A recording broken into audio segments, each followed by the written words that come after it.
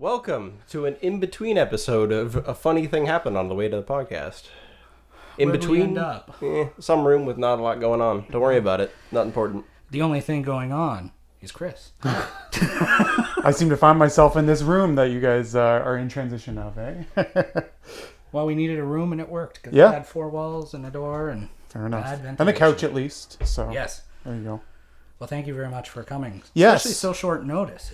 I'm glad you got back to me. A lot Man, of people like, don't. No, yeah, well, as soon as you messaged me, like, I did a little digging, trying to figure out a little bit about the show, so it got me interested. And, The fact that you called it a show is really complimentary, too. well, there you go. Well, Most people just call it a thing. a thing. We could start calling it a show. It's a That's show. fair. Well, I mean, it's microphones, it's video. I mean, it's a show to me. So If we're explaining it to older people, we call it a radio thing. a radio thing, yeah. Yeah. Makes Did they more ask you sense. what station you're on? Not yet, maybe. One person we're in the process of actually sitting down and interview. He wanted pre-production. We had to go and make sure he took notes. Like Oh. yeah. He's a very well-accomplished person that has a lot of things to talk about, so it's fair. He's also a little bit older, so I think he wants to make sure that he knows everything he needs to say. and Gotcha. whatnot. So, I was debating whether to do that for this, like if I really need to come with like all the stats, you know, if you guys really ask me what the average price is in St. Catharines, Well, something like that. But, Let's put it out there. What do you do? oh, okay. Well, I like to ask the hard questions. yeah. So I'm a real estate agent in Niagara. I work for Remax Niagara, which is actually I'm also part of the Davids and Delott team. So that's Shawn Delott and Terrence Davids. I've been in the business for just about 4 years now. So, you know, on the grand scheme of things, as far as the people that are part of the Niagara board, that's like a drop in the bucket. Very small, right? There are people that have been in it for 10, 15, close to 20 or 30 years, right? Because it seems like real estate agents don't retire. No. But yeah, so I've been doing that for about 4 years now, and it seems to be taking off. And I mean, taking off enough where you guys found me interesting. Yeah. So I like I said, I love the Instagram page. yeah, thank you. People who are good at social media catch my eye anyways. 'Cause Yeah. it's not something that's you should just take for granted. That's Yeah, for sure. And I don't know how I followed you on Facebook. One day I must have, because as I said, I haven't bought a house. So I just must have followed real estate agents and their stuff comes up. And Yeah, nice. I like it. And there's some agents out there that don't know good real estate photography and whatnot. So you always stuck out to me. And Yeah, great. Well, Here you yeah, are. I mean, that's kind of the way it is, right? Like you just gotta. It's pretty much like the equivalent of door knocking now, right? Is just branching out in social media, and if you're good at it, you can do really well with it, right? And yeah, honestly, my Instagram page, like I just started it about a year ago, so I'm pretty late to the game. But you're like 5,000. yeah, Over pretty- 5,000, right? pretty close. Yeah, I think maybe by the time this airs, probably close to 5,000. Yeah. So. So that's good. Yeah.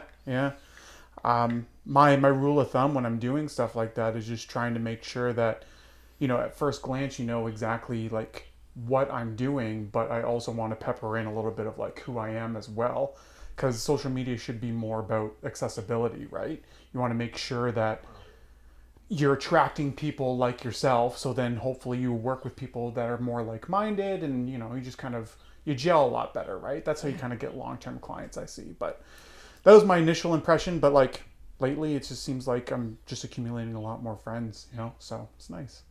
So Gets the ball rolling for sure. Yeah. I think if I had to pick a real estate agent these days, and if I didn't have one, I'd probably look on social media first just to see who has sort of a cult following around them. Yeah. I know we mentioned earlier Joe Gonzalez. He's got quite the thing going for him. man, Joe is killing it. He's good at it. It's the personality, I think, that sells it, really. Yeah. I mean, you can sort of feel like you know him a little bit as a person if you keep up with this stuff. Yeah, and he comes off as completely genuine too, right? Yeah. Like you guys sat down with him, and he's exactly like the way he is on Facebook and on his videos, right? That's him. So a lot of people appreciate that. So What you see is what you get. yeah, exactly. That's yeah. good. Shout out to Joe. Hi, Joe. Hi, Joe. Hi, Joe. So, as far as what the real estate you do you find that you get more of the high-end clients that are looking for more expensive houses, or is it just a good mix of everything across the range these days? Lately, it's been a lot of a mix. You do get the occasional buyers that are interested in more high-end luxury properties. Those folks usually tend to come down from other cities like Hamilton and the GTA and even farther up north, or even out of province. But they come down on like the nicer weekends, but usually during the week it's usually local folk. Lately it seems like a lot of first-time home buyers are really trying to get themselves in the market. Yeah, get the foot in the door. Which is super nice, because like 3 or 4 years ago that was kind of unheard of. So now they kind of have the ability to do that a little bit more. The unfortunate thing is that they tend to swim with sharks, right? Because the folks that can afford that price range are the investors as well, right? So unfortunately in those competition situations, I find it difficult to compete. When I was trying to buy my first house, there was many houses where we found something exactly what we wanted, which we, of course, had our own specifications of what we needed. Yeah. And then as soon as you find it, you go to put in the offer like, oh, never mind, somebody just bought it with cash. Mm-hmm. And that's it. And it gets discouraging after a while, right? Yeah, because it took at least a year. Yeah. I mean, like after the 4th or 5th attempt to like buy what you think is your dream home, just getting snaked out by some out of towner with nothing but cash and just gonna like flip it around and barely live in it. It gets tough, but luckily over the last few months it's kind of cooled down a little bit. Spring market's kind of over, so some buyers are getting pickier, so like they're not moving all that fast anymore. So here's hoping that lasts for the next year and a half or so. I'm curious to see what the low end of the market looks like, because it seems like even when I bought a house not even a year ago, you could get something halfway decent for around 200,000, and even that seems unrealistic anymore. Unfortunately, it is. Yeah. If you end up seeing anything on there that's 200 and under, it's more than likely a trailer or a teardown. Yep. Right. And what I got for it was a duplex that had, at least in the past decade, been mostly renovated with modern insulation, modern vapor barrier, lots of things you would call for. And of course, there's little flaws with plumbing and electrical here and there, but it wasn't half bad. Yeah. But yeah, no, you don't want something that's an entire fixer-upper unless you really had the cash to begin with, and then you might just buy something more expensive to start. Yeah, even like right now, the price point for first-time home buyers is you're looking at about $350, which is insane growth in like the last 5 years, right? Yeah. So it's tough out there, but it's not impossible, which is nice. So this house that we're in right now was sitting on the market, I believe, for at least 4 months, and it was, I don't know what was going on with it, but there was no offers on it, and I think it's a bit of a steal. I think paid about $320, and the main thing for me was it's a 1940s house, but the lot is, I think it's 160 feet long and 60 feet wide, so I mean, space. Not bad. That's something that I value anyways. I don't know how many people are really into that, but yeah, thought it was a pretty decent deal. Yeah, it's not bad. Nice. Sorry, when did you buy it? In March. Around March. This year? Yep. Good for you. So that's good. Some you can get lucky with something that's just been on the market, and for whatever reason, nobody's taken an interest in it. Yeah. Sometimes they just kind of sneak by, right? Yeah. It's tough sometimes with some listings, because like you're looking for a specific buyer profile for those listings. So like a one like this, maybe like certain people didn't see like they would get the decent return on investment for it, but I mean for you, like, I mean, if it's more long term or if you're living in it, then it works for you, right? I don't think the math would work so well if you were trying to rent it out. I think you'd have to rent it out for like maybe around $1,600 a month, and that's, if you're not including utilities and all sorts of stuff, it's you might get somebody, but you might not. For sure. So, and there's little things that I don't really feel right about renting it out. Like, sure, I feel like it's a pretty good deal overall, but there's little things like the basement floods, and some people can't deal with that. I don't mind, whatever. It's a wet basement. But a lot of people can't deal with that, and they want the opportunity to finish it too, right? And then they see that, and it's just like it's not even worth the effort to try. And the extent that something like that can set you back is, it looks like the foundation has to be you have to dig up the entire side of the house or redo significant parts of the foundation in order to stop that problem. It's really not an easy fix. No, for sure. And there's definitely little things like that. A lot of the homes, especially in St. Catharines, I found, they're all going tilty. They seem to have some structural problem at this point in time where the floors just don't go straight anymore. All the homes in St. Catharines are like that for you? Oh, yeah. At least the ones that I was looking at, anyways, the cheaper end of the market. St. Catharines must be sinking then. It seems like it. It's worse there than anywhere else.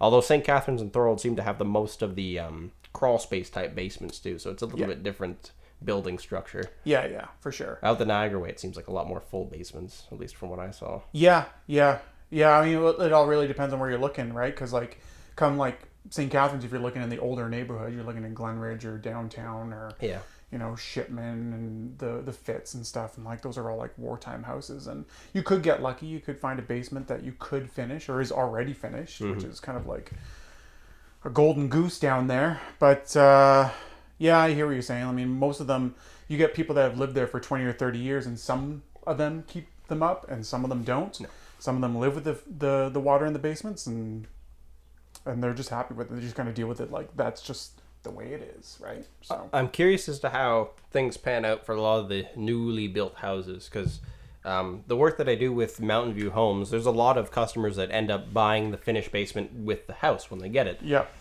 What happens 20 years down the road when the basement starts leaking and something, and it just destroys a finished basement? Because honestly, I don't trust the standards most. Well, yeah, isn't that the thing? Aren't you supposed to wait a certain amount of time before you finish the basement? I would think for so. some settling. Something could crack. You could have some kind of issue. Yeah. So trying to get sales in order to kind of squeeze a finished basement in there, right after it's built, it's kind of iffy, right? So the reason why it happens, though, I think, is the student population, because there's a lot of students around, and people will just buy a house, make compromises on the layout just to have as many bedrooms as possible, stick 2 bedrooms in the basement, and just load it full of students. Rent it out at $400 a room, and you're laughing, right? Yeah. It looks cheap to them, but they're killing it. Yeah, for sure.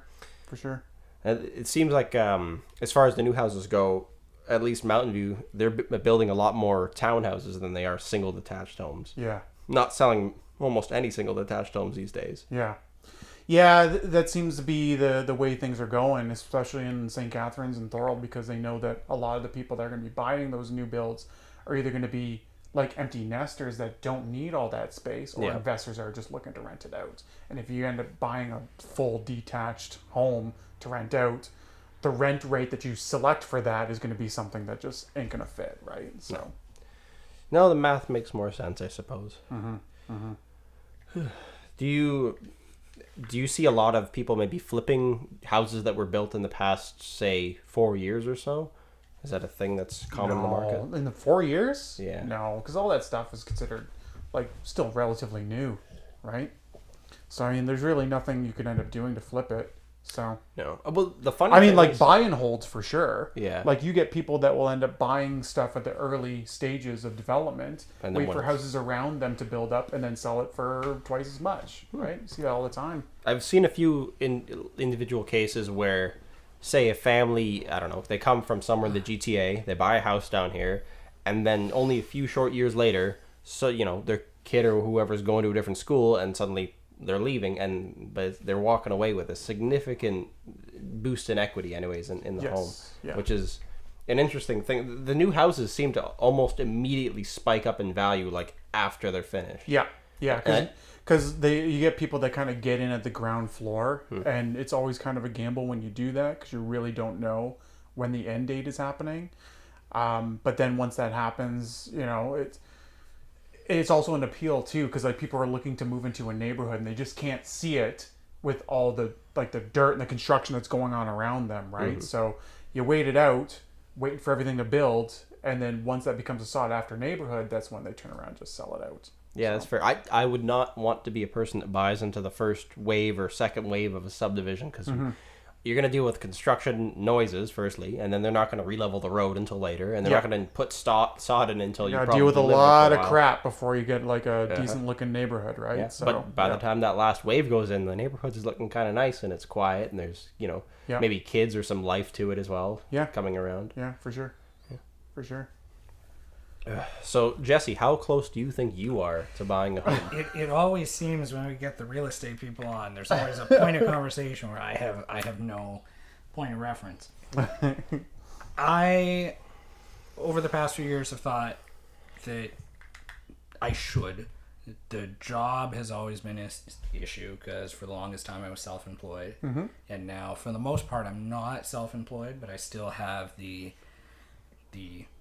self-employed attitude. I still have the potential to go fully self-employed, so that the income is kind of sometimes questionable. Yeah, it's a bit up in the air, right? So. Difficult to get a mortgage without the consistent income. Yes. And even a year's worth of pay stubs counts for a lot more than, say, half a decade of self-employment. Yeah. And unfortunately, I only have about 2 years of, like, not even 2 years of full-time income versus half a decade of self-employed income. Because there was a long stretch there where it was glorious. It was wonderful as a young renter. And here I am. So, I don't know. Because my significant other has to find her stepping and find a job now that she's moved in with me. Sure. So maybe another year. It's not too long from now. I've also got, I have a decent deposit down.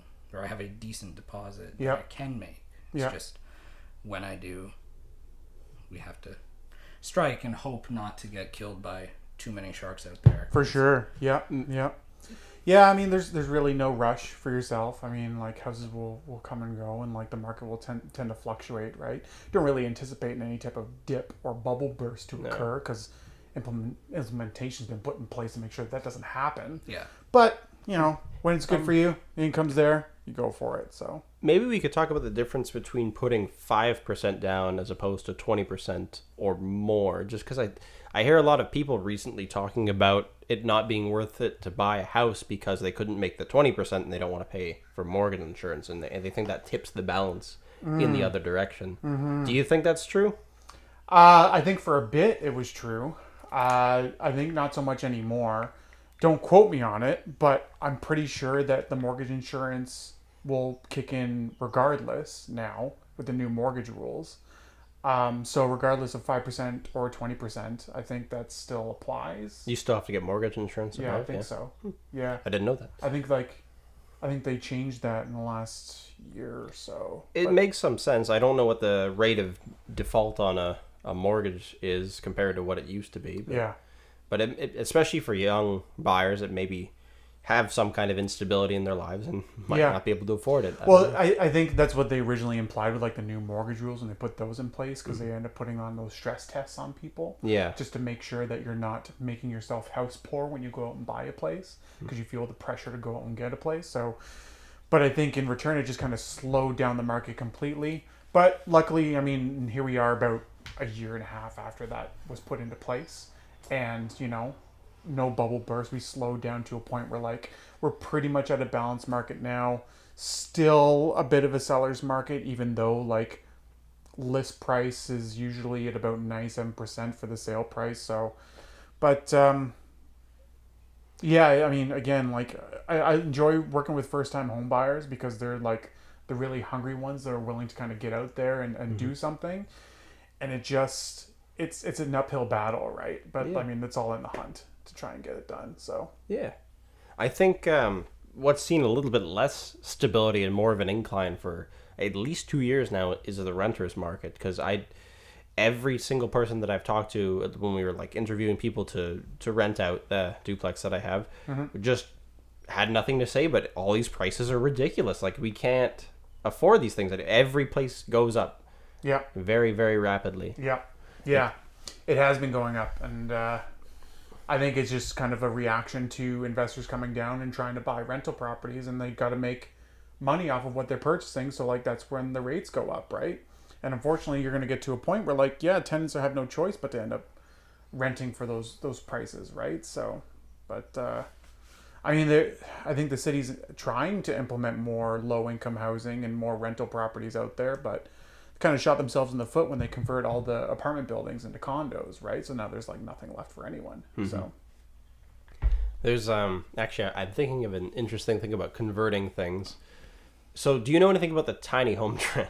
It's kind of a funny one. It's not really a real estate thing so much. No, not too much, eh? Like, but I mean, I've seen HGTV shows about it. Yeah, that's about it. These funny, quirky homes that lots of millennials are trying to build to like avoid the whole mortgage Sure. and all that stuff. It seems funny. I laugh every week I see some article like so-and-so county in the States or somewhere in Canada, whatever, bans this certain type of home for not reading or meeting certain square foot requirements or whatever. Do you think maybe the building requirements are kind of prohibitive from making more affordable housing? Because everybody always talks about affordable housing, but if you can't make stuff that's cheaper to build, say like by square footage or whatever, how can you really make affordable housing at the end of the day? I don't know if that could be a reason why a lot of people don't see any money in like investing in low income housing. But the other thing is you're investing money in low income housing. Like if you have the ability to do mid range or high income, right, for a subdivision, like why are you going for, unfortunately, the smallest fish in the ocean, right? So you're putting more bang for your buck. Like I think the city is trying to implement more incentives in order to encourage developers to create more low-income housing because they know that they need it and more rental properties. Yeah. But it's slow.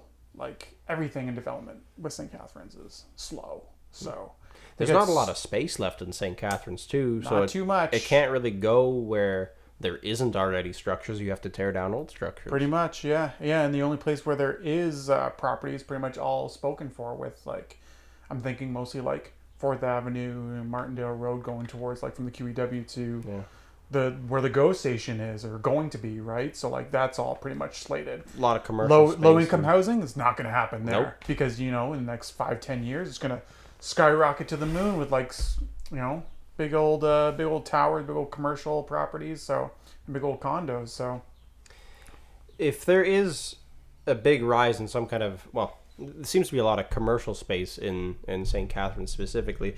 It'd be interesting to see if more housing cropped up in areas like in Pelham or Welland or somewhere where there is tons and tons of space, and you had more people that just commuted for their work or whatever else they have to do. You do start seeing that. I mean, especially if you end up going to northern Welland area, like where the Seaway Mall is and the school, Niagara College. Yep. You do see a lot more development out that way, and especially out Fawn Hill. I'm currently building a set of 4 townhouses out there. There you go. Yep. Case in point, right? So the opportunity is there. The land is there. It's cheap, and people are buying it, right? So again, like a lot of my first-time home buyers, they originally wanted to buy in St. Catharines and Thorold. Lo and behold, like they see the prices, they see how quickly they go and what you get, then they start seeing what you can get in Welland, and then even farther like to Fort Erie, and they're like, well, we might as well buy like a really nice house in Fort Erie for $300,000 instead of like a teardown. That's the biggest catch. I mean, I was looking at a couple places that were not really in the city of Fort Erie, but in the little towns along the way. Yep. You can get a half acre or whatever with a decent looking house on it for the same price as you could get some really cramped small house out in St. Catharines way. Yeah. It's all those types of concessions and what's worth it to you. Like, is it worth the drive for you to drive out to Fort Erie for a half decent plot of land and a nice house, right? So, and some people it is. So, I have been working more in Fort Erie now, and I have been seeing homes, and every so often I will search for Fort Erie real estate and whatnot, and I do notice that the prices are better, and even in some cases you'll find a really good steal in Fort Erie, but once again, like he had said, by the time I even send it to my girlfriend, it's gone. It's that quick, which is depressing. Not that we were ever serious about it, but I think oh my god, that would be amazing. Ooh, a fan. Okay. I think in other answer to his question from before, one of the biggest hindrances for me not buying a house is I didn't know what I was going to be doing. Right. There was a long time where I thought, screw it, I'll go work on a cruise ship. So I didn't want to tie myself down. Yeah, for sure. And then I thought, I don't want to buy a house for one. And then eventually meet somebody, even though at the time it seemed as though that was not too likely, but but now that I am in a good relationship, now you're ready to plant some roots, right? Yeah, I think that happens with everyone. It takes time. And I'm still young-ish. Yeah, how old are you? 27. That's youngish. Yeah, that's right. Yeah. I think I bought my first home when I turned just before I turned 30, actually. So yeah. So I'm right on par to pretty much. do that. You are not late, my friend. I know, and it's all relative anyway. It's like, it was really interesting years ago because when I was early to mid 20s, I started seeing some of the people I went to school with buying their first houses, and at first I thought, I can't even be jealous because I have no idea how the hell they did that. Yeah. And then 25, 26, more people started. That's when the jealousy kicked in. So And now, there's always just that tiny little bit of jealousy because there was a long time where the self-employed life was good. Everybody else was thinking, must be so cool to do what you do. It's not. It was. Still kind of is. But there's drawbacks. Yeah. And then... It's stressful. Stressful being your own boss, right? That's why I look like I'm 40. So I had to ask. Yeah, I didn't want to say I'm young. Yeah, I mean, I hear you. Like, I think in my early 20s, I saw a lot of my friends buying houses really early. And... Well, there goes the fan. And on paper... It looked like that they were flourishing. They were succeeding in life. They're doing what they should be doing, right? But then, you kind of grow to learn that there's other things going on. Like I had friends that ended up buying a house like 10 years ago after they got married, and like I was super jealous of them. And then, now as a real estate agent, I can kind of do some digging and exploring. And lo and behold, I found out that like it was like their parents that bought the house for them. And I'm like, all right, they're just renting from their parents. Yeah. It's not a... I have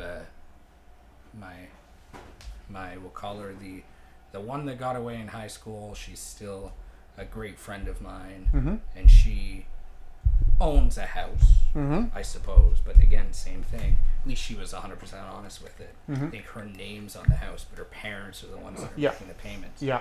So that's terrific.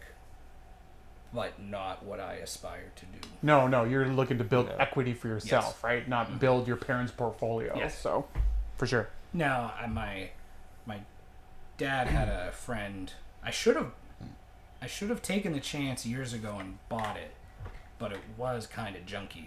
There was a house in Thorold. My dad's boss had bought a house specifically for his daughter and her like 4 friends who went to Brock. Okay. Bought it for 4 years so they could all live there. Yeah. And then it's like, I had to sell it. My parents said the same thing when I went to Brock University. I'm dealing with clients right now that are doing the same thing for their kid. Yeah. He was like, I'm selling it. Do you want it?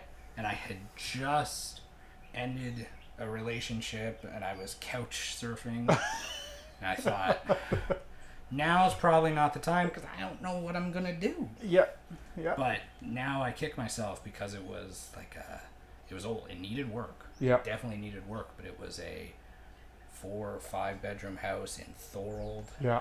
And yeah, well, I mean, they caught you at that crossroads, right? Yes. You got to make a choice, and you didn't want to be tied down with anything. So there's quite a few of some of the largest houses, anyways, I've looked at for cheap in Thorold. One of them I actually didn't even get the chance to look at, but it was a house I stayed in as a student, and this house must have been built probably in the 1920s. It's on Ormond Street, right near the 7-Eleven. Like, it's right downtown. Yes, gotcha. 6-7 bedrooms. It's huge. Dang. Master bedroom, and it was probably like 25 by 25. Like, it was massive. Yeah. And I don't know how much it cost to whatever person owned it, but I stayed there in the summer when there was no students around, and I paid $325 a month. And I tried to do the math, like, what would it cost to buy this house? Because if they can afford to have, and nobody else lived there. Yeah. 1 bedroom rented out of the 7. Yeah. And I did the same thing when I was in school in Welland. I had a house on First Ave. Yeah. And during the summer, I was there. It was a 6 bedroom house. It could have been 7, but one room was a storeroom, so I guess they were willing to take a hit there. Yeah. And for the entire summer, I was paying like $300, like very similar and there was nobody else there. Yeah. It was just a house to myself, and they left the damn bedroom doors open, so when I had people over, there were beds there. Yeah. It was nice. It was a good little get together house. Yeah, nice. Summer. But again, same thing. The math. it wasn't worth having me there, I don't think. But that was probably better than nothing. That's at true. that point, right? So, but yeah. And I suppose when you're renting to students, you're willing to take the hit on the summer months because you know that people will need it for the 8 months of the year when you come back. Yeah. I mean, it's a different type of rent rate too, right? I mean, like students, you pay per room, right? So you just try and stock it up as much as you can. The lease is for a year anyways, right? But but that seems like there's such a risk too. Like my friend rented a similar house down the street on First Ave, and my same price point, his was a little bit cheaper. Not cheaper than my room. My room was a closet, but it was a good price. And we must have had good tenants because his roommates destroyed the house, broken windows and stuff like that. He moved out early. Yeah. Because he couldn't deal with it. Because he didn't want his stuff to get stolen and stuff like that. So I think as a student renter, you have to have all your ducks in a row. And you gotta be prepared for pretty much the worst because you never know like how low a student can go, right? This sounds bad. It might sound bad. Be careful how I word this. I think perhaps, based on my experience in dating while I was a student or dating people that were students, maybe the best rental student would probably be overseas students. Like, most of them are because they're paying top dollar to be there and they're serious about it, right? So those are the ones you want. Yeah, or anything like that. You don't want the freshmen that are fresh out of house, right? Yeah. Because then that's why it's like, parents are gone. I'm gonna eat ice cream for dinner and stay up all night, and then lo and behold, you got broken windows everywhere, I used right? to be skinny. There's definitely some kind of cutoff. Like you do want to select, hopefully, people that will not trash your place. But the funny thing is, I find a little bit that the older, less naive renters seem to expect maybe more from you because a lot of young people they're not going to want to call their landlord about anything or whatever. So a lot of times it's less of a hassle for the landlord to do business essentially. And at the end of the day, you might have to fix some holes in some drywall. Yeah. But that's right up my alley. I don't mind doing that. So I think if I had to go somewhere next renting out houses, the student market doesn't sound that bad to me. I feel like I could live with that. Yeah, as long as you're willing to take on the risk, right? And the repairs that you're willing to do, that helps too, right? So you don't need to contract any of that out, right? Yeah. So. And there's just little things like if the place has old classic hardwood floors in the sense that I'm not talking about like super nice stuff. I'm talking about like just the hardwood floors that they built all these things with. Leave them. Don't put in carpet. They're going to destroy the carpet. Or simple things like that where you can just minimize the amount of damage possible. Yeah, that's fair. For sure. There's strange habits, too, of, I'm sure, student houses, but other houses. I remember walking around many student houses while I was in university, and people will do things like take down smoke alarms and all sorts of, like, unsafe things. So, yeah, there's definitely risks there. Yeah. And I've seen it before where like they take down the smoke alarm and you think it's like for them to smoke inside the house, but it's just because like the battery's dead. Yep. So like it just won't stop beeping. So they just take it down instead of calling the landlord or replacing the battery. And people don't think. Nope. You guys need a top up? Sure. Yeah, we'll have some more. We should promote whatever Yeah? So it's Oast House Brewery. I don't think they'll get mad at free promotion. No. Like, I don't think so. Why would they? It's the rhubarb. What's it called? Strawberry rhubarb. Strawberry rhubarb. Grandma's strawberry rhubarb. See, I think I just bought a tall can of that, so I did you? hadn't tried it yet. But It's their seasonal deal. now I have. There you go. I'm not going to have any more because as much as I like it, it's still beer. Yeah, I had some viewings in Niagara on the Lake earlier today, and I was driving by. And Oh yeah, it's right on that country road. And it was That's a right. nice warm day, and Yeah. I bet you the thought of a cold... Yeah, big old growler full of strawberry rhubarb beer.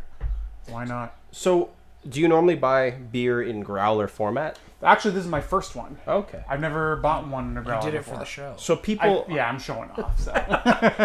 there's some people that swear by always consuming beer out of a growler. So I didn't know. No, I dig it. I know some definite beer I snobs. hate it. I also poured terribly, so the head on this is insane. You got time to talk. I sure do. Some beers are bad for that. Guinness is really bad for that.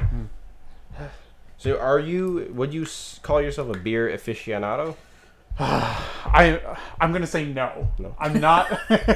Just because I don't want to be a part of that group of, like, I'm not a connoisseur. I'm not an aficionado. I'm not a reviewer. I'm not anything like that. I don't do it in any social. You're not gonna take what Joe Gonzalez does and be a beer reviewer instead of a burger reviewer. Yeah, exactly.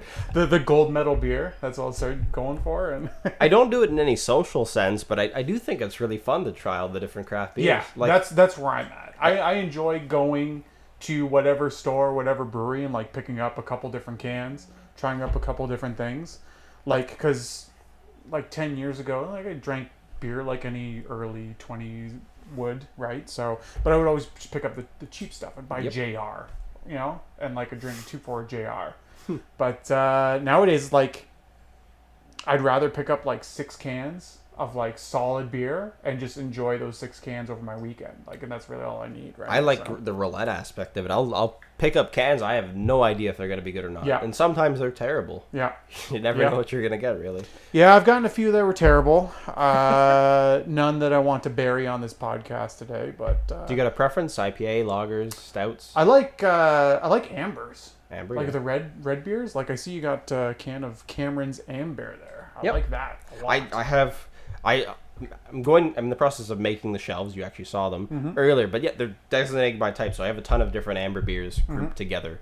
I think the most, a lot of people drink like Rickard's Red and stuff as a more mainstream kind of beer, but the amber lager is kind of like a step further than that. Yeah. At least some of the craft ones Yeah. can be quite interesting. I don't like the IPAs. I'm not a big fan of the hoppy, bittery kind of taste. When they get too sour and too bitter with the hops, like it kind of turns me off. Like I like Barking Squirrel. That one's a good one. That's a good one, yeah. Right? But that's probably as hoppy as I'll get. If I see anything with like a sour, I'm not going for it because I know I can't enjoy that glass of beer. It just maybe that's just me, unless I need to find a new one. I think a lot of these craft breweries just go nuts with, hey, there's a shit ton of hops in this, and that's why we're unique. Or they'll just make it a higher alcohol content or something. Yeah. That just pushes it over the top, and it's unnecessary for the most part. You guys ever have the Great Lakes Brewery's Octopus Wants to Fight? No, I've had lots of other beers, though. Yeah. That one's a pretty strong beer. It is stronger. It is pretty hoppy, but I love it because I had it first at Hamburger St. Paul, like that hamburger joint in St. Yeah, Catharines. it's a good place. We went there once. Super great place. Yeah. And they had Octopus Wants to Fight, and just like with those like big ass burgers with that beer, it was just perfect. So now every time I go to the beer store, one of the first things I grab is that can. So that's my go-to, and then I'll go and supply some other ones. So I always keep that one in the back. So then when I try a crappy one, I cleanse my palate and just something to wash it suck down. back the octopus, right? So I'll have to try that one. Mm-hmm. Great Lakes is pretty good. I can't get behind any of them. No matter what I try, I can't. I don't know why. I don't really know how. What got me into drinking beer in the first place is it is for me very refreshing if I'm cutting the lawn or doing some kind of outdoor activity. it's a necessity. I didn't even start regularly drinking beer until I was probably about 20, 21 years old. Yeah. Maybe older than that even, yeah. Because it wasn't until quite recently that I started buying it regularly. Like cider, I'll take cider. Yeah, There's nice. some good cider. But And there's some good sort of fruity flavored beers too on that side. and of things. this is like, It's on the fruit It's pretty side, close. yeah. It's pretty fruity, right? Yeah. So yeah. which is why I'm finishing it. But no, for me, I don't know. Would you say cider's your go-to for the weekend if you were having a weekend out or Whiskey. He drinks a lot of Whiskey, Summers. yeah? Summersby. Summersby, if it's got to be a cider or in a can, but a lot of times it's just whiskey and Coke, Nice. straight whiskey, rum. For me, I find I drink beer in the summer and I drink whiskey in the winter. I always go for whiskey in the winter. So I go are you? whiskey year round?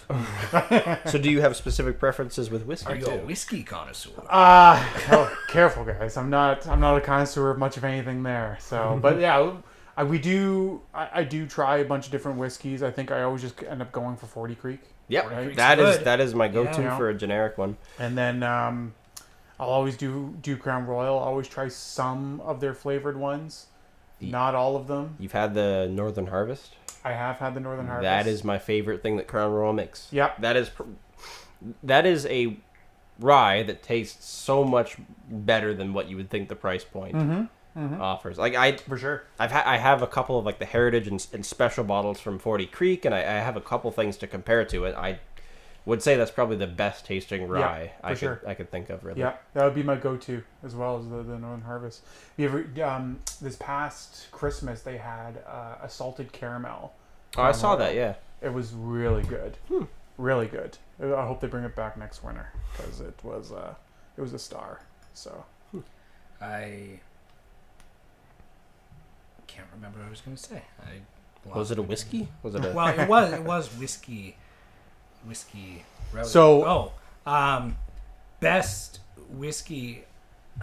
There's two good whiskey stories. One of my neighbors for his 65th birthday was given a bottle of 65-year-old Crown Royal.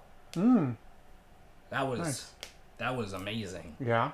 And then I have a 1985. So math is important. 1985. No, a very, very well aged bottle of Canadian whiskey that hasn't been opened. Oh, really? But the most expensive drink I have ever purchased, and it will never be beat. So I was at a bar in a hotel in Italy. Nice. I was working there, so we had a bunch of per diems that we had to spend, otherwise we had to give it back. Yep. So we sat at the bar and we ordered, I can't remember what it was, but it was just a simple whiskey glass full of something. Yeah. And it came to about €100. And it was like... For the glass? Yeah. Oh, damn. And it was like drinking air. Like it was weird. It was so light and you wouldn't even know it was out. It was amazing. I would not have spent my own money on it. Yep. But they were very loose with their per diems. So. Wow. And they allowed whiskey on it, eh? Apparently. Lucky I opportunity. was working for a church, so of course they did. The legal drinking age in Italy is probably down there too. So it was good, but that's the problem. I got spoiled with that, and I got spoiled with Italian wine. I get used to a wine there, and I come back. You ruined yourself. $80 in the LCBO. I'm like, never mind. I'd like to go somewhere where you can get cheap cognac, because if you can get a nice cognac, that's usually what I find is priced the highest at the LCBO here in Ontario. Yeah, for sure. But I'm not buying a $200-something bottle of whatever. Yeah, it's not worth it.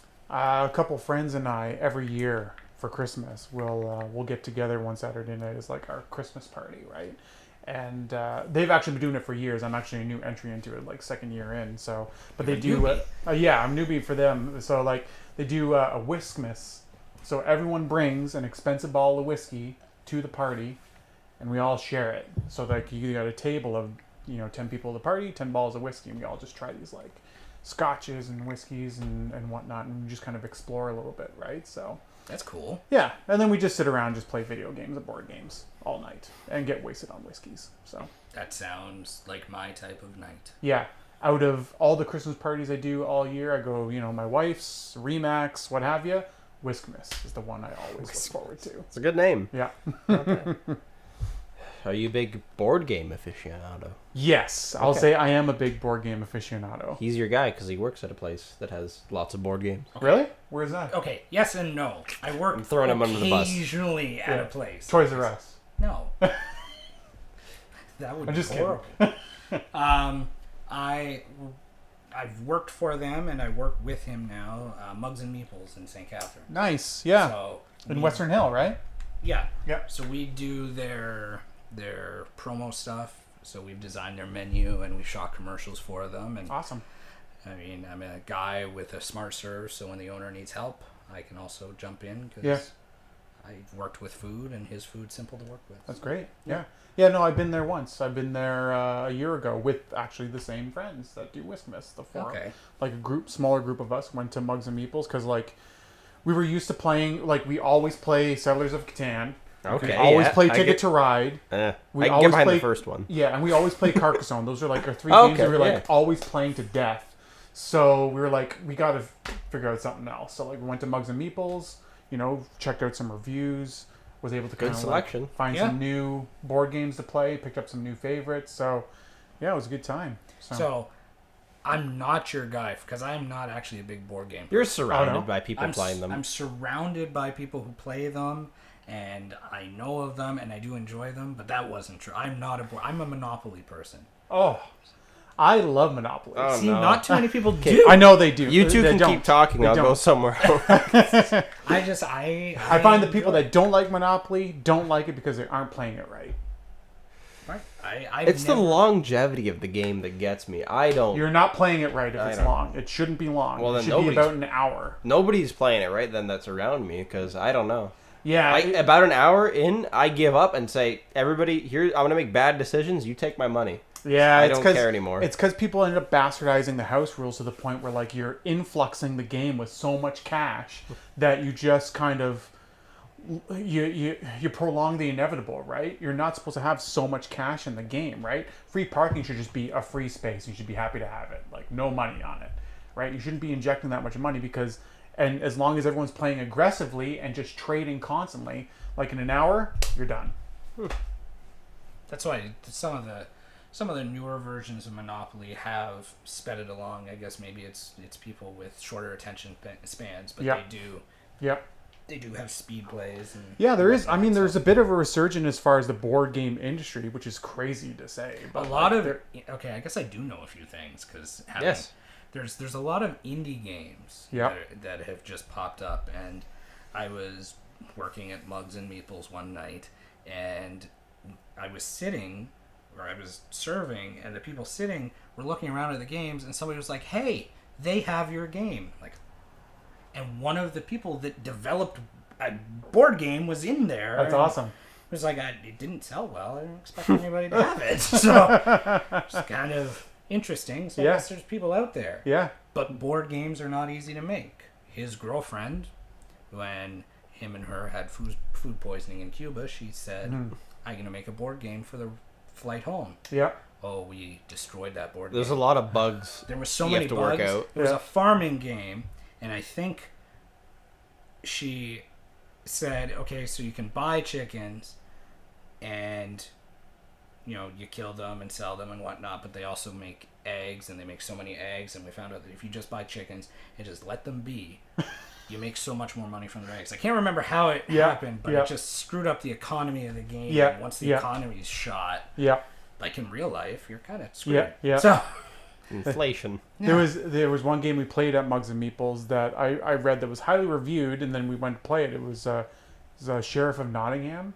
Oh, okay. If you remember that, I played that. Yeah. So essentially, it's like a game where like you're collecting like items from a marketplace, and some of them are legal and some are illegal, and you put them in a pouch. There's and there's bread, there's apples and chickens, and like then there's contraband stuff there's like cheese or something. Yeah, cheese is like contraband and stuff, and you put them in a pouch, and you're supposed to like bluff your way out past like the sheriff. Yeah. And we played it once, and the one guy, my one friend, won, but he won because he just never lied. Right? He never lied about what was in the pouch. There's so like by constantly telling the truth, you win the game. There's different tactics to it for sure. I've played it at least close to a dozen times. Yeah. You can take totally different approaches to it. Yeah. And if you do have a reputation for telling the truth, and then you just flip one round, you can get away with a lot. Yeah. It's interesting. We played the one round, we were done. I think my favorite board games, for whatever reason, it stuck with me, is Codenames. You ever play that? Yeah. Codenames is good too. I love games where you're reading people and you're trying to communicate things in obscure, like you get a single word to describe a set of words that are on the table. 3 or 4 different nouns, right? Yeah. Yeah, well, you want to get as many as you can, and then you flip, you get to take those cards. Yeah. And it's sort of like a battleship situation where you can't get them to say the wrong word, or else somebody else gets a point, or you end the game because there's a death card. Yeah. It's a lot of fun. Yeah, Codenames is a good one. It's a good party one, and I enjoy playing that one with people that might not be too comfortable in getting into the more nerdier games, I guess you could say, right? Yeah. So. There's a weird division where if it takes me, I don't know, an hour to learn the game as I'm playing it, I lose interest. And this is somebody Some games are complicated to learn. I've gotten quite a bit into like several Dungeons and Dragons campaigns and not been as bored as I am with some board games. It's definitely a thing that stops me from playing some of them. Yeah. Watching some of the people at Mugs and Meeples, though, and I'm not bad-mouthing them at all, because they're dedicated, and I guess it's a hobby, right? Like this, from the outside looking in, some people might think it's crazy that we spend 90 minutes a week talking to a random person who I've enjoyed quite a bit, and then we spend another 90 minutes to 2 hours editing the damn thing. I know there's groups of people that go to Mugs and Meeples and will play Dungeons and Dragons for 7 hours at a time, but they get they're hardcore, but they get mostly nowhere in that 7 hours because I feel bad for the dungeon masters because they make a full plan, and then in a just a stupid move on somebody, it can ruin the entire plan. Steamroll the whole thing, and then just nagging about minutia the whole time, right? Yep. And that's what happens. And then they talk about the minutia to me, and I'm like, I don't This is your table. There's two types of situations that ruin a game. One, people that just talk about everything, want to explain every detail of their character, want to tell you everything that they possibly can about the situation. And those that play the game so inebriated that you can't make sense of it. Whether it's just smoking a ton of weed or drinking way too much. Yeah. It definitely seems to be something that plagues Dungeons and Dragons. For sure. Yeah, we've been playing campaigns pretty steadily for a few years. We don't play out in public. We play at my friend's house. We don't go to because we don't want to deal with that shit.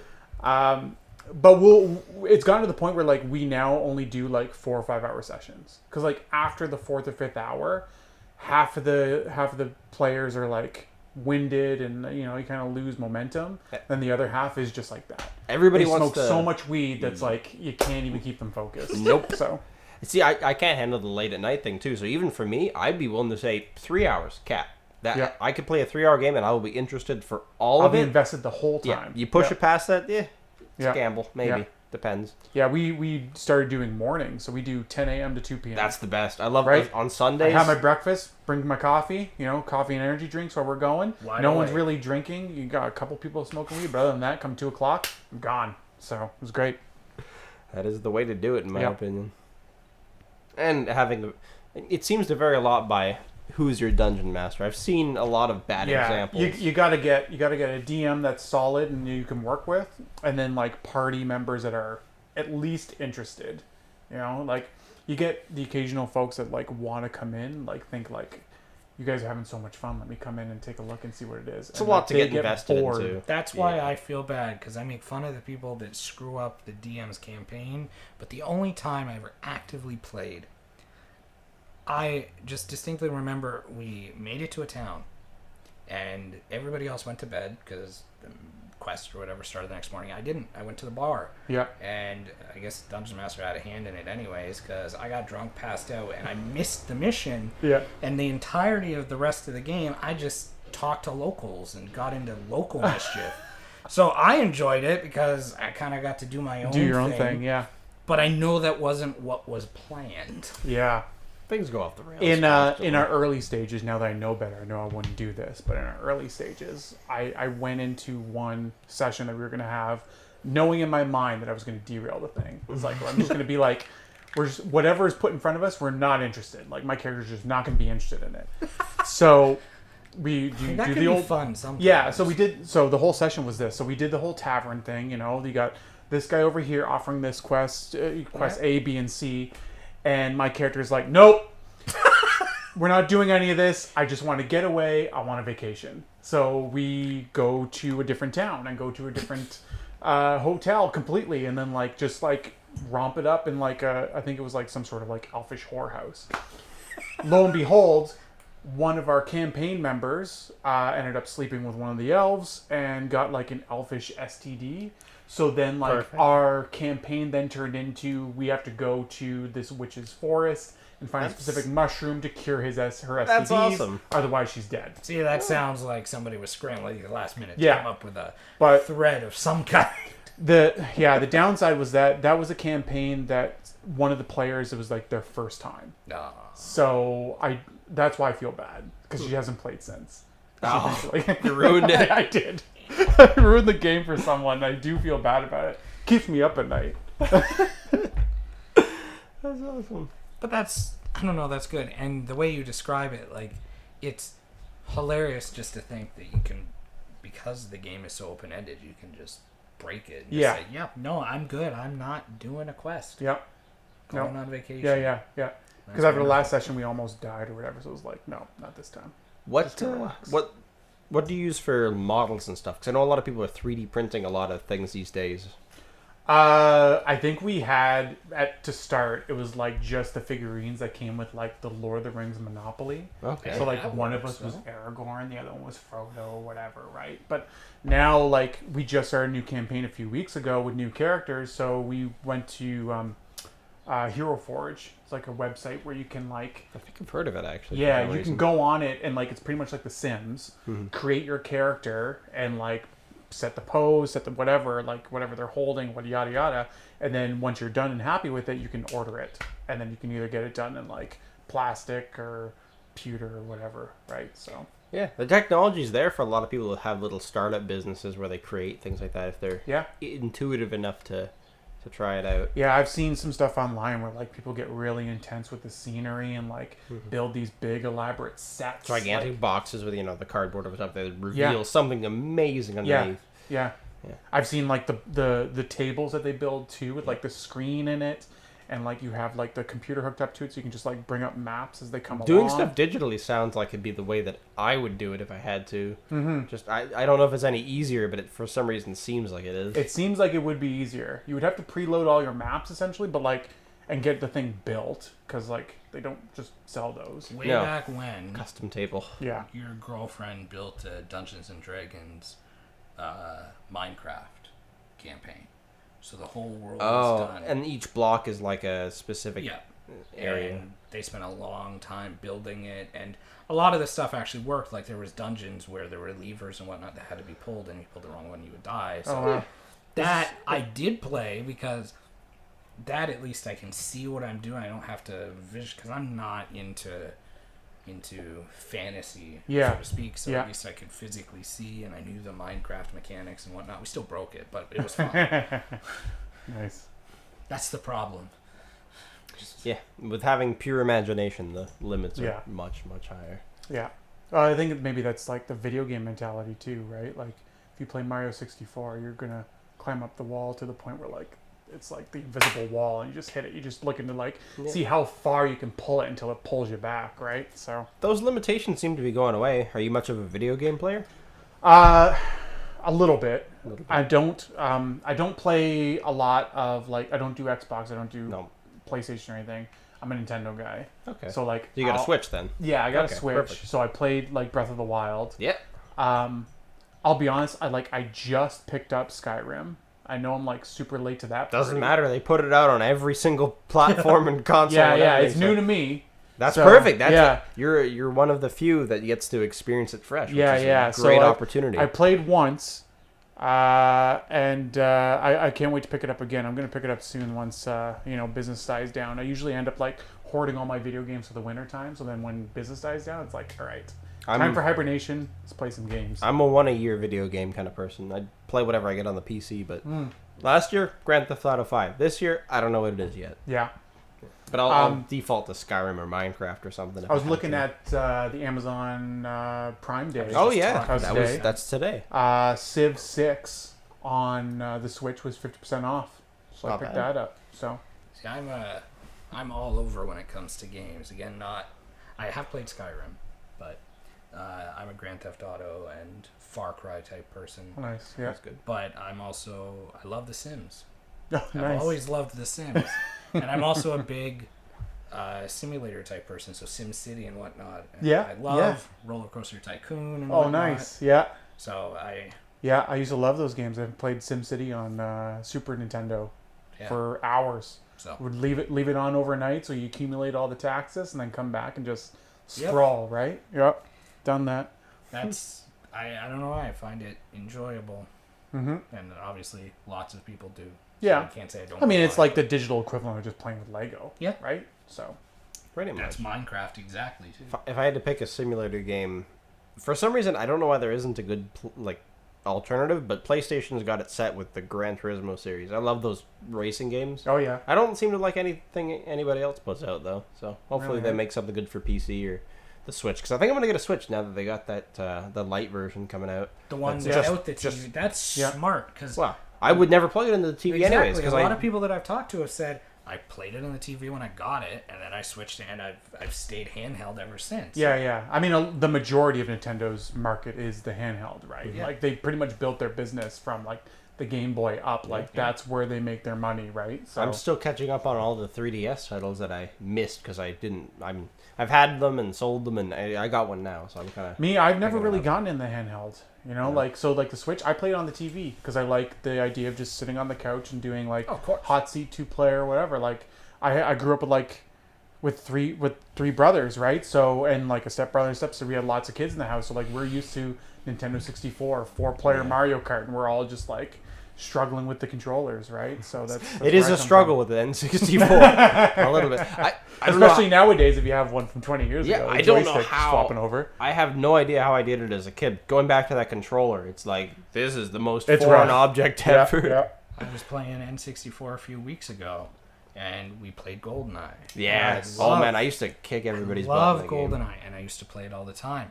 And I don't know if it's a controller. It's weird because I know it's still a good game. They didn't pin down the first-person shooter, but at all. I can't enjoy it as much. And another part of it is I think we're playing it on a giant TV, and the bigger the TV gets, the crappier it looks. Yeah, you need like a 26. It dates it immediately if you got a smart TV or something. Small, like 26-inch CRT TV. Yeah, you got to find a tuber. Yeah, for sure. And that'll be good. But yeah, the controls, it took a while to get back into it. And then I'm thinking, the sad thing is when they re-released GoldenEye for Xbox and PlayStation and stuff like that, and it was GoldenEye Reloaded or Remastered. Yeah. Like, I've had more fun in the multiplayer of that because I've just played it more frequently recently, I suppose, than the N64 one. But that's fair. It's tough. They're tough to go back to. Like glasses. Yeah. I always try to go back to them. Like, we got a pretty decent 64 collection at my place. Like, my wife actually kept a lot of her games, and my mom, I think, sold all of ours in a yard sale. So yeah. But I think last week we tried to go back to Banjo-Kazooie on Nintendo 64, and it's charming, but man, is it rough. It's rough to play, especially like you said, like on a bigger like smart screen TV. Like, you're just looking at mush. Just mush on the screen. The 3DS was good because it was a place where a couple games got little remasters, like The Legend of Zelda. They did the Ocarina of Time and Majora's Mask again, and it really helped the way that the game looks. For sure, and it's palpable, so you can play it, right? Yeah. So I just beat through both of those not too long ago, and I think it was a worthwhile experience. If you don't want to go back, I think remastering is the way to go. Re-releasing, like if they fully remastered GoldenEye in a way that brought it further. It wouldn't work anymore because the maps are too small and too easy. I think if you had good controls, maybe not as a full release, but maybe it's just a digital download. Because what they did with the re-release or the modern update, like even the campaign, which I remember enjoying the limited campaign on the N64. A lot of the GoldenEye campaign now was just rail shooting, so you're on a moving vehicle and you're just shooting bad guys. So there was a lot of stuff that they had changed, but when I see like the Zelda, plus I recently played the remastered version of Crash Bandicoot and stuff like that. Nice, yeah. I'm like, this is exactly what you promised. This is a 4K version of what I played when I was a kid. Yeah. It runs exactly the same, basically, and that's the way they should do it. Yeah, for sure. Especially with Nintendo and like that extensive back catalog, right? So if they're gonna keep re-releasing the same game every year in just new versions, you might as well just re-release the ones that you're trying to copy anyway. So makes enough sense. That's the one thing that Nintendo doesn't really drive too hard is the new intellectual property route. I mean, every once in a while. Yeah, they've had a hard time developing like new characters, new platforms, right? And I think I've always said, like, when I think it was the Wii or the Wii U, like when Mario Galaxy came out, like the Mario Galaxy, like the way that was played, it shouldn't have been a Mario game. Like, it had a whole different dynamic to that game, so it should have been like a different entity, like a different character developed, right? So But like they just keep going back to the same well. It's like the same 4 or 5 characters that they keep leaning on. Because they know even if they do a scrappy job with the programming and whatnot, if it's got Mario on it, it'll do well. Like there was a Mario and Sonic at the Olympics game for the Wii or GameCube way back when, and it was horrible. But it did really well. Because why? Because Mario was on the cover. And Sonic too. So and pair up. Yeah, it's tricky because the Mario Galaxy, I mean, take Mario out, put in some other character, leave everything the same, you've now spent a ton of money on a game that you might not even recover because people are going to not have that nostalgia associated with it. I mean, Nintendo's pretty good at taking chances with stuff, right? I mean, like, they don't seem to shy away from things. Like, they came out with that Labo stuff, like, a year or two ago, people right? thought that was crazy. They're like, why are we going to spend this money on cardboard? And it did so well that they had their second release of new stuff recently, too. So sometimes it pays off for them, right? So, but, I mean, like, they seem to be more interested in the attachments to things, right? Like they're more interested in the handheld and the different types of attachments and like the gimmicks behind like their gaming, which it gets gimmicky.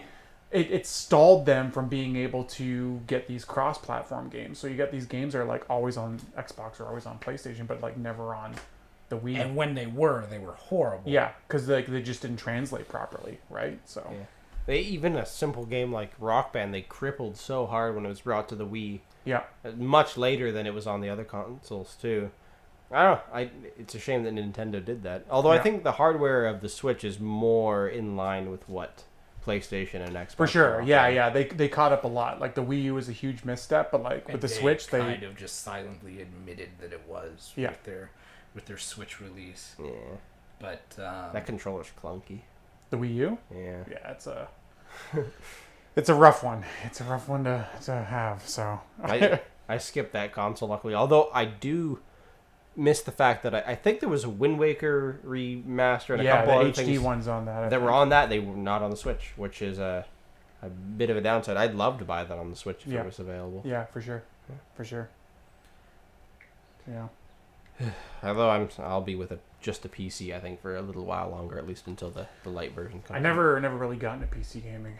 It was the first thing I had. I was a kid, and we got Windows 95 when my family got their first computer, and there was a couple installed games, and eventually I got a few more. I played, but again, my stuff, I remember Windows XP running The Sims 2, and that's like the extent of my gaming. And now they get sneaky with how they release things. Like, there was a Spider-Man game that released last year, only for the Sony PlayStation.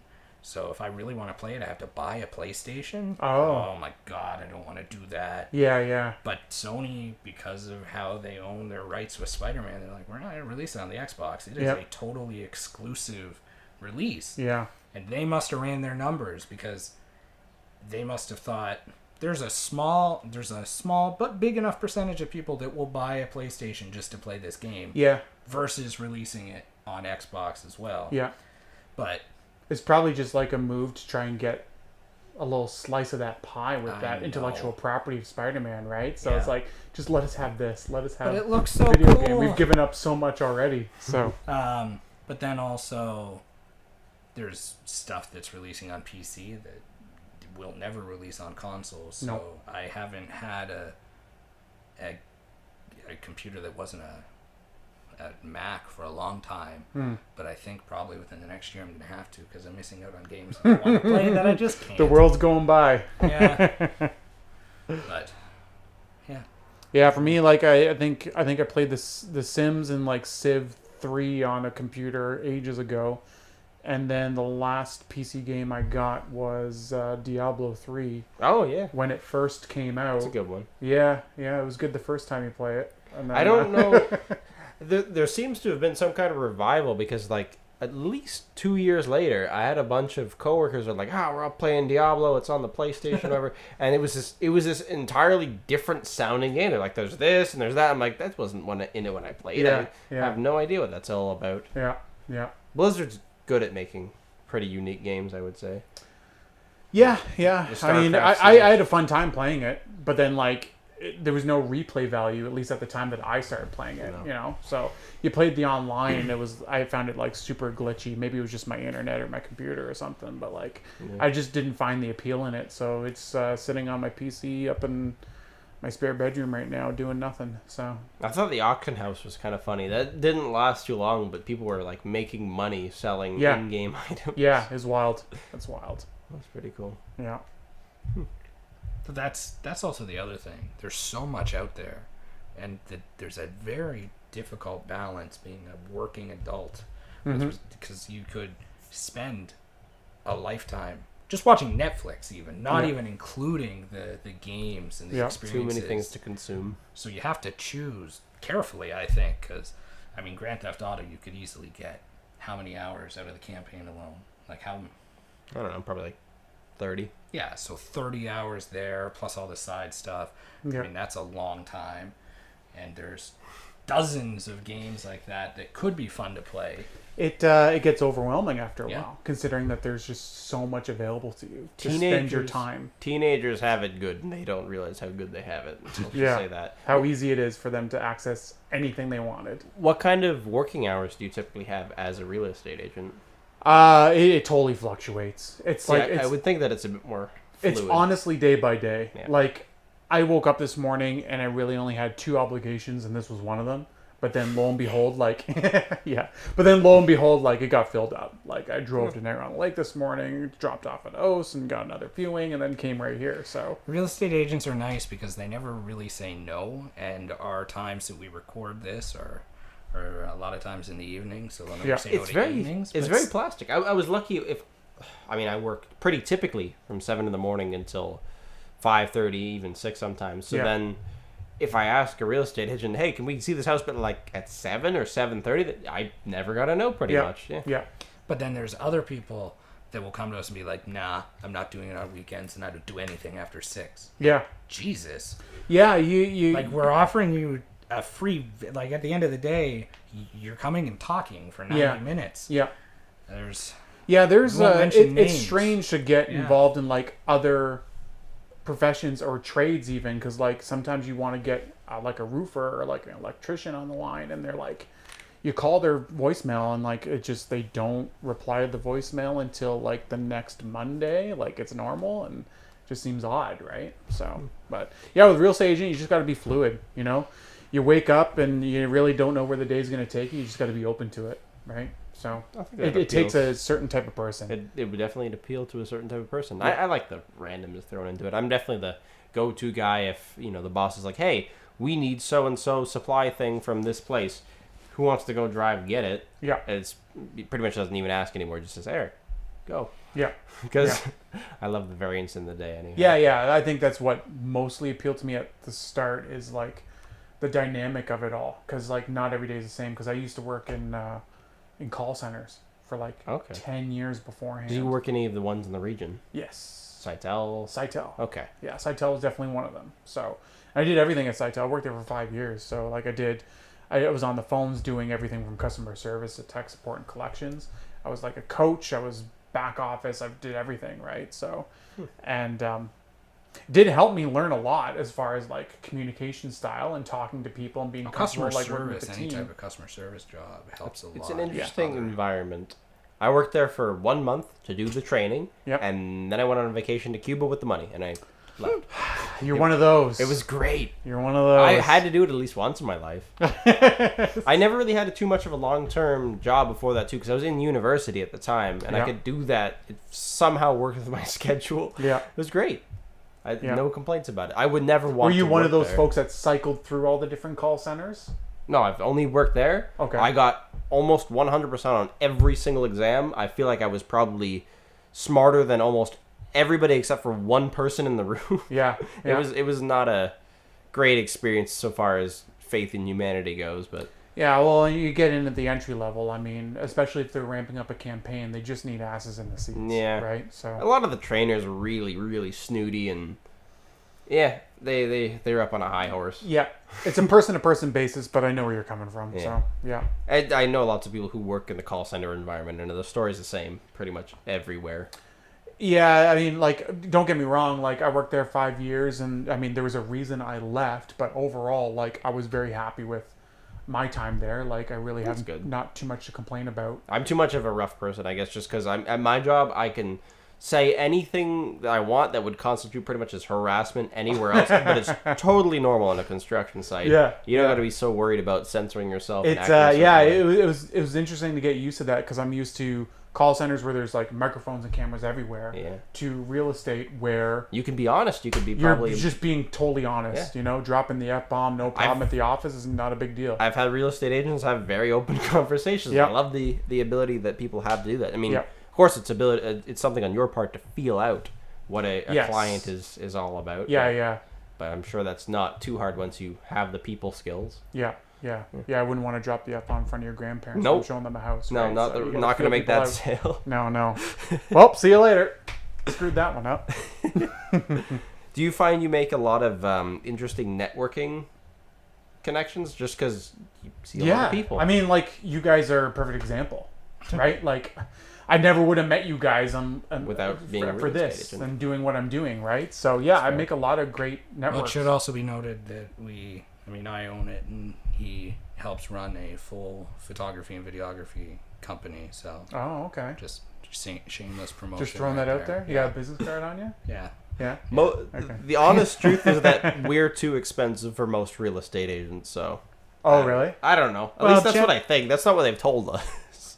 Yeah, well, I think the majority of agents probably look at quantity over quality as far as photos and videos go. They want like a quick turnaround at a good price. Yeah, that's usually what you end up getting. And usually in that case, they end up walking through the house with their cell phone. And you know what? The photos are maybe the house sells, or maybe it doesn't. Today, it happens. I mean, like there are certain agents out there. I won't name names, but there are definitely certain agents out there that will have their listings, and they get tons of listings, so you see them, and they'll have one photo. And it's at the outside of the house, and you can tell that they didn't even get out of their car. Nope. It was like drove by, took the picture, and left. Like for the me, rear view mirror is like that kills my chances of looking at most houses. Yeah, the photos aren't good. A sell sheet for a real estate company. I won't mention the name or anything like that. But this house was a multi-million-dollar house, and the sell sheet was designed to have a certain number of photos, and we had agreed upon that number of photos. And then they got mad because their multi-million-dollar house is under construction on the inside, so they didn't have enough photos for the sell sheet. I'm like, but the number of photos is what we agreed on. Yeah. And the property was beautiful. I don't understand why whoever your photographer was didn't do more with the property, because it was waterfront and it was really nice. But there was a lot of back and forth, and they ended up sending their photographer out to get more sunset photos. So it's a beautiful sell sheet now. But even preparation, like, I wouldn't really be interested if I saw a sell sheet for a house that didn't have any photos of the inside. I'd inquire and obviously find out that it's something. That's always the burning question, is like, why the hell are there no photos of the inside? What am I getting myself into? And the agents don't realize that they're just causing more trouble for themselves. But because they're just going to be fielding questions being like, what type of shithole am I going to be dealing with? But I guess at a $2.5 million house, there has to be some positive qualities. Yeah, I would think so. You would hope so. But then again, anyone can list anything for any price. So that's true. Never really know. So far as the photos go, it's a mixed bag too, because a lot of companies or a lot of real estate agents will get in some professional photographer. And then it's just the industry trend of, you've probably seen the really blown out HDR photos. Yeah. Why is that a trend still? I don't get it. I see that and I want to throw up. I don't want to buy the house.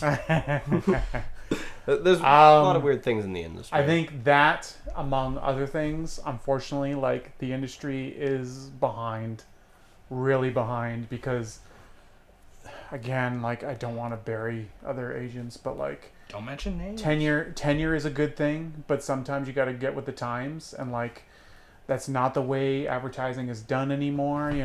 Like, I'll talk about a specific agent. I won't name their name, but I know she won't watch this because she doesn't do social media, so she won't even see this. Perfect. But did an open house on the weekend. Pretty decent turnout. The agent came through as like just a preview for their clients, right? She said that she had an open house down the street earlier, and she had no one there. And I'm like, that's a shame. I had like 11, 12 groups through. So like I've been pretty solid, and I got another hour or so. Well, how'd you do that? And where'd you advertise? Did you advertise in the Standard or the Welland Tribune and stuff? I'm like, no. No newsprint. I posted a photo of the house in social media. I boosted it for $6 over the weekend, and here we are. And then she's like, well, what social media? Did you put it on the Facebook? She said the Facebook. So like right away it's like, okay. See, and there's a person like her, because another thing, we're in a weird kind of expansion where we have all these skills that we can utilize. It's just getting ourselves out there. I run a website and social media platform for a bed and breakfast in Niagara on the Lake. Yep. And she wasn't on Facebook. She's happy she is now, but she still doesn't understand it. So I'm handling all that, including the website. There are companies like ours that will, run those kind of things. Somebody like her, I don't know if she sees value in it, but we just got to get our names out there. Yeah. That's the trickiest There's part. going to be a majority of agents out there that will be interested in it, or at least are interested in it now. They just don't know where to go. Like there are a lot of agents right now that like they just if only. See, how do you get in touch with people that don't have social media? Convincing people... Well, who knows? It's not as easy anymore. Flyers, I guess? The hardest part is to convince people of the value of exactly what you're trying to sell. Because they might have knowledge of what to compare it to, but they might not. They might say, hey, I don't know, $200 for so-and-so photos is absolutely ridiculous. Not perhaps understanding the potential that they could, the potential buyers that will come in. Maybe the price of the house doesn't get negotiated to lower because there's more options of people to pick through or whatever it is. Especially with the social media stuff, because you can literally sell a significant amount more houses if you're just getting more people interested. 100%. Like 100%. I think that's almost a bigger drive than taking good photos. You can take half decent photos, but promote the hell out of them and do a really good job. Yeah.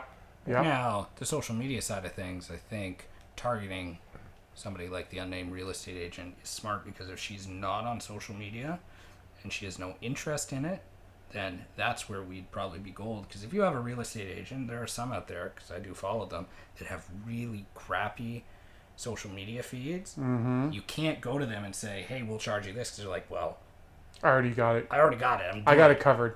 Yeah, I'm good. Like, but well, you could improve this or good. that or whatnot. Yeah. Like, we'll go back to Joe Gonzalez. I said it on the interview, and it's a good compliment. When we first started looking at him, one of the things that I noticed, which most people, when they're shooting any type of video, especially real estate, they never think about, is his camera angles sometimes kind of weird. I'll remember it was a house in Welland, and the camera was placed on the driveway, and it was a wide upper shot of the full house. Yeah. But he was wearing a wireless microphone, so he sounded great. Yeah. Anybody else would have sounded like shit. Yeah. But him, he sounded good. Yeah. The angle was okay. It showed the house, and it just made everything better. Yeah.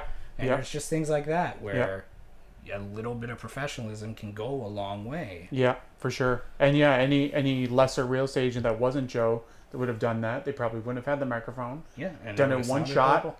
Good enough.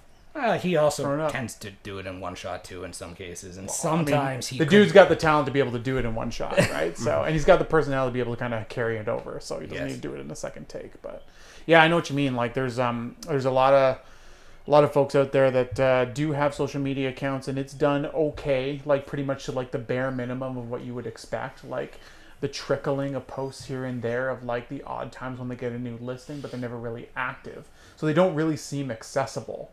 That's the key of like social media, is to seem accessible, be involved in it, right? It's not so much as like posting a listing or an open house when you have it. You got to post some stuff during your day and like what you're doing. You got to be responsive to like groups and communities and be out there, right? So you want to be able to seem like that when you're posting on Instagram, that's you posting on Instagram. So when you get a message, you can reply back right away and you're that accessible, right? So... And it's all in the follow-up too. Like I get messages on Instagram all the time, questions about like financing, mortgages, inspections, stuff like that. You do a lot of just direct work from Instagram. Is Instagram your biggest, or do you have Facebook? Like, I would say right now Facebook is, but only because it's been around longer. And it's important to understand your audiences too, right? So like my audience on Instagram is very different than my audience on Yeah, Facebook. yes. So the stuff I post on Instagram is different because I know that it will appeal to the younger 24 to 34. But just the fact that you know that puts you miles ahead of a lot of people. Yeah, it does. Because when you look at the demographic of who is mostly using Facebook on a daily basis now versus Instagram, like you were just about to say. Yeah.